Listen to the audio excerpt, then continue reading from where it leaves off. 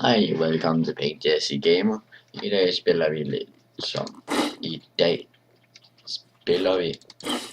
noget som hedder... Det hedder Warhammer.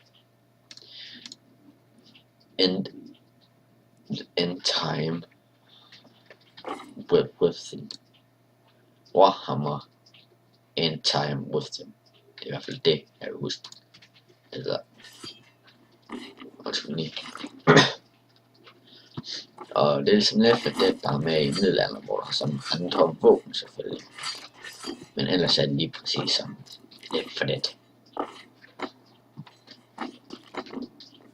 Så ja, undskyld mig.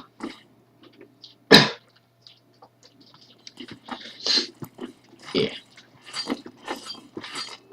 Og den klasse, som jeg har lige nu, det er ham her. En Empire Soldier. Og det er så en X og så en dværg, som lige har joinet. Og så Witcheren der.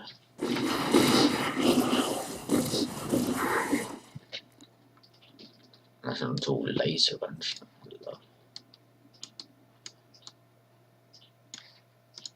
Nå ja. Jeg prøver at se om han vil.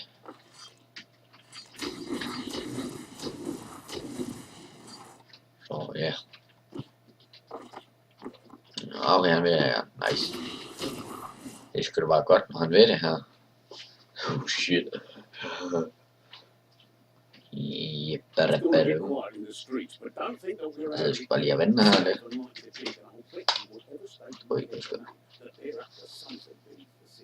There's a Ratman tunnel opening up in the next door cellar. Try my new gunfight. Okay. Nej, vent, hvad? Nej, don't, nej,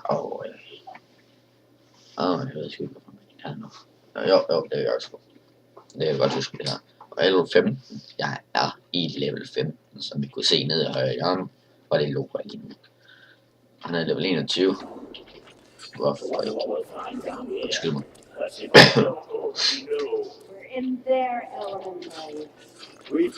Så ja. Og vi slås ikke mod zombier lidt på det. Altså, det gør man lige på det 1 og 2. Men i det her Warhammer, der slås det med rotter. Som ligesom er i gang med at overtage verdenen. Vi fik lov til. Og så skal du så også lave, altså kan du også lave andre med hvor du skal hente mad og alt muligt andet. Så ja. Nå ja, så fik jeg ja, så ja.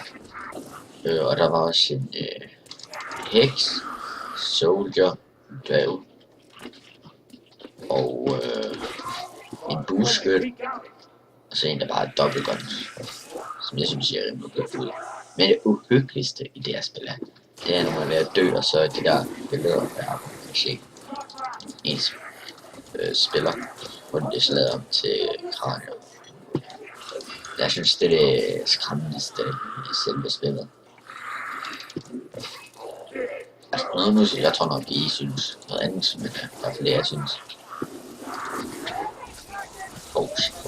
Okay, kom op, nej.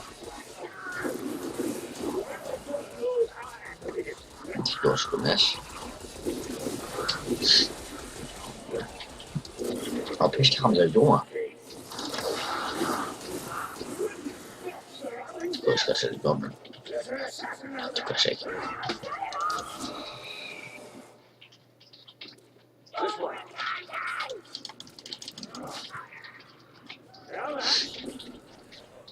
Så ja.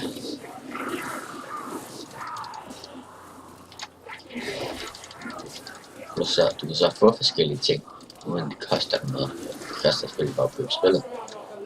Men for eksempel, jeg har fået den her hammer her, den er speciel. Ligesom det her gevær her, det er specielt. Det er svære, og de der pistoler der, svære. Det er noget, man har fået. Simpelthen. Så ja. Og du kan også godt til fall damage. Men det er faktisk næsten ligesom Left 4 Dead. Du har bare en der skyder med en, der har en rullegun. Og det har Left 4 Dead 2 og Left jo ikke. Left 4 Dead 2 og 1, det har de jo ikke.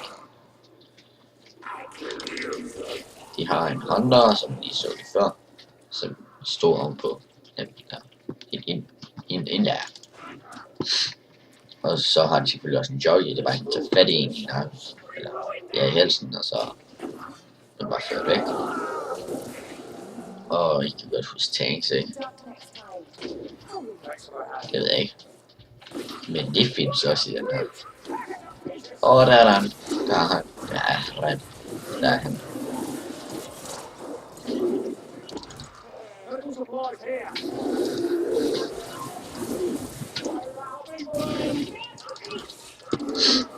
også der er ikke nogen smoker. Men der er en, hvad hedder det? En spytter, det er sådan en, der kaster gift. Og jeg kan se, du skal med. Jeg kommer nok til at se det her afsnit. Eller ja, bare den her. Jeg kan selvfølgelig godt lave flere af dem her. Jeg skriver bare ikke om det. Og så kan I bare skrive, om spillet skal spille jo. Så skal jeg nok skrive ja eller nej. Fordi hvis jeg ikke har det, så kan jeg spille. Så ja. Så der er ham der spytter, jeg kan ikke helt tage det snart. Ja.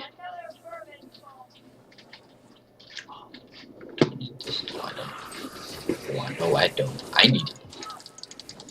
Og jeg kan lige at tale engelsk, selvom jeg er dansker, selvfølgelig.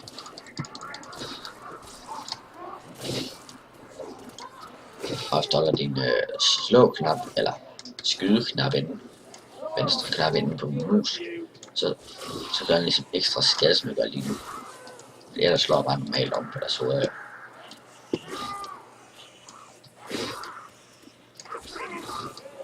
Strange Journey.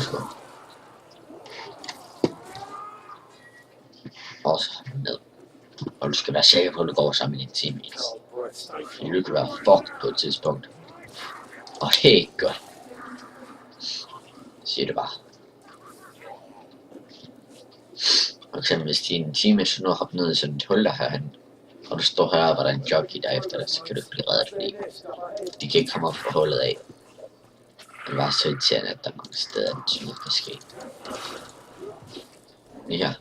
Det skal man se på alle, når man bare kun teammatesene. Eller synd. Og bossene, de teleporterer sig. Teleporterer lige. Oh shit. Han er alene der. Perfekt jo.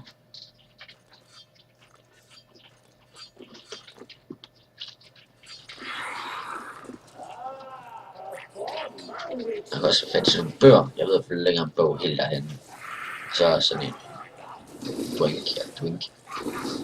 Og de der bøger der man får, det faktisk, dem kan man bruge, men du har dem så i der hvor du får dit magasin fra. Holde en tid, så det kan få liv igen. Men du kan altid tage en af, og så tage en bog igen, bare med at til en ny, selvfølgelig. Ja, nu var det min. Tag den. Drikker. Eller tag den først, hvis du har sådan noget liv, så tager du på. God idé. Så bogen lige der. Altså, jeg skal nok ikke tage den på lige nu, fordi det kommer til at blive svært. Men du kan også godt på easy, så kan du bare tage på det. Så den hånd, der lige var der. Så det forsvandt. Og de kommer bare ud af ingenting. Det er irriterende.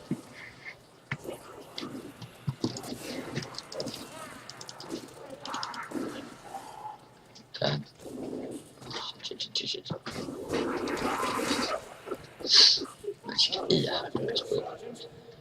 Men det hedder selvfølgelig ikke det samme ligesom i Left 4 Dead, fordi den der Hunter der siger man assassin, men er det ikke, det er bare en gonna wanna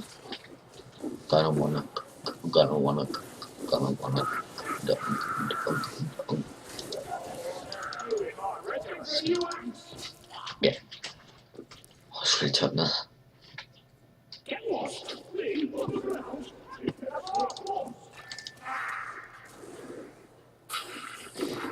Så.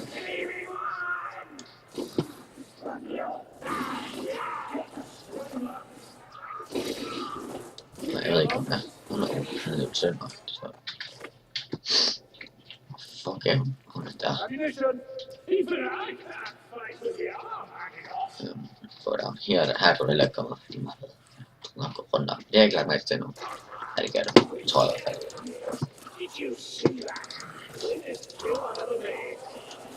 Og så sådan en, der har jernting på lige hvert. De bliver brændt. Ja. Dem har de heller ikke let for det. Og de er også svære at slå ihjel.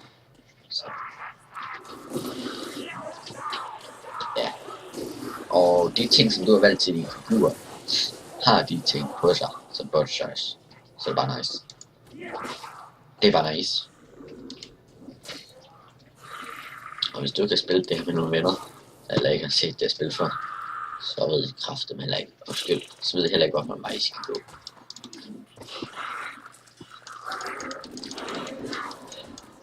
Og det kan altid skubbe dem ned på højre klæder, og så ligesom skyde.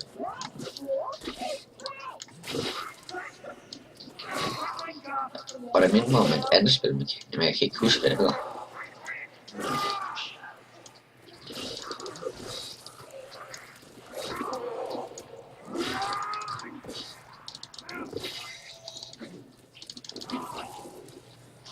Så ja.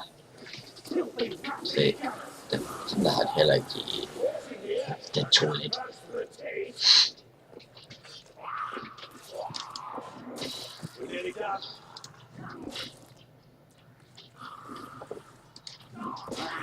Ja.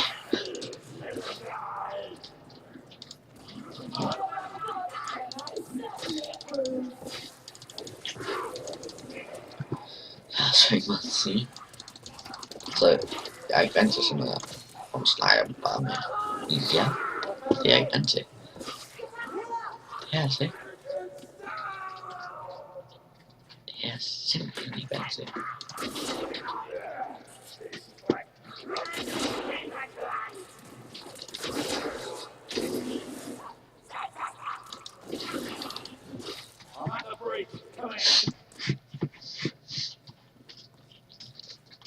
Men det er jo sådan gratis at spille i weekenden her. I weekenden var det gratis at spille. Nogle gange, ja. Hvis jeg holder øje med Steam, så kan I se det gratis nogle gange. Det er ikke alt. Jeg tror det blev sidste gang. Ja, det er vist kun gratis i sådan en weekend, så er det det. Så skal man ellers bare købe det til en pris, det er. Så nogle gange kan det være dyrt, nogle gange kan det være billigt, fordi det er weekendpris. Weekendpriser, de er meget billige.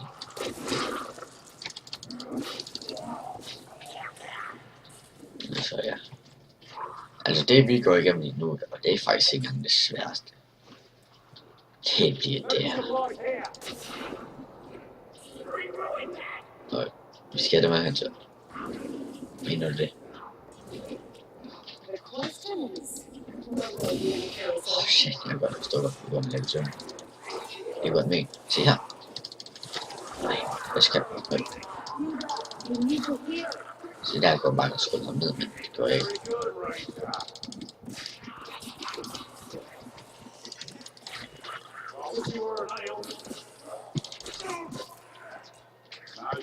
I'm gonna take her, then I'm gonna take her.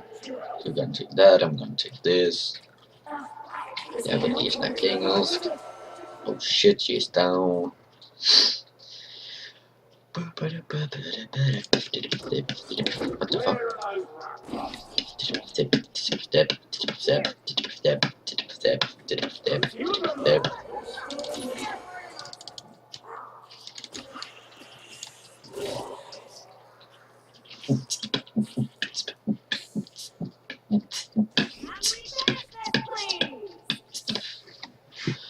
Så ja.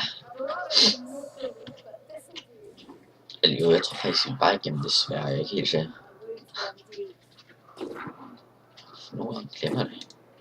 Og jeg tror faktisk, det var lidt svært, vi lige har været igennem der, igennem den tunnel, eller fordi det her det er pisse nemt. Spot luften, igennem her, munition, need that, need that, he need that, I'm just gonna go.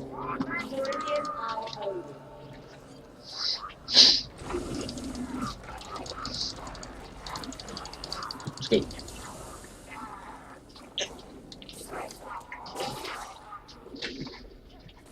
Men færdig med den mission der, hvis vi bliver færdig.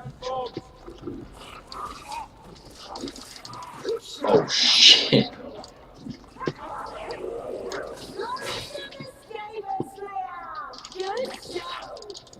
Så jeg har bomber nu for at bruge med den.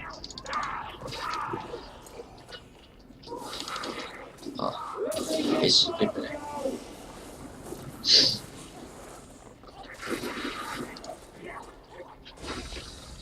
Nu skal faktisk bare være de online inde i den der vogn, vi skal med. Der skal det faktisk bare være. Der skal det kun være de online inde. Så skal bare vende med det samme. Men ja, du behøver ikke engang have de bots med i vognen. Så vi skal ind til.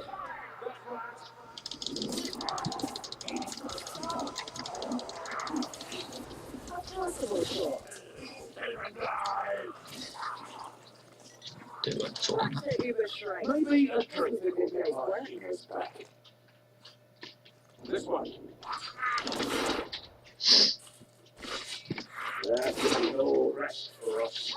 Og i det her er der heller ikke sådan nogle safe houses midt i banen. Der er kun et safe house.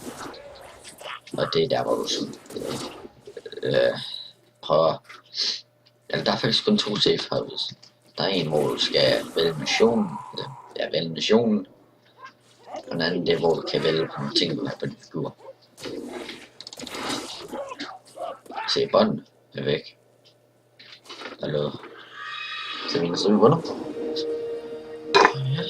ja, godt job. Jeg tror faktisk bare, det var det. Jeg tror faktisk bare, det var den første gameplay, I have done with you guys. Og hvad der fik der, den har jeg allerede til ham. Det som jeg fik der, det var noget jeg fik til den person, jeg er lige nu. Jeg har allerede den ting. Se, det orange er bedst der. Ja, som I kan se. Men jeg vil gerne have noget til min bueskytte. Ja, men jeg vil også gerne have orange selvfølgelig. 4 og 2. Hvordan da?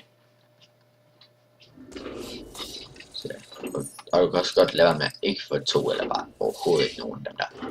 Så får du bare den første af det. Og så får du sådan nogle specielle ting, som du kan sætte. Oh fuck. Ja, det var så bare det.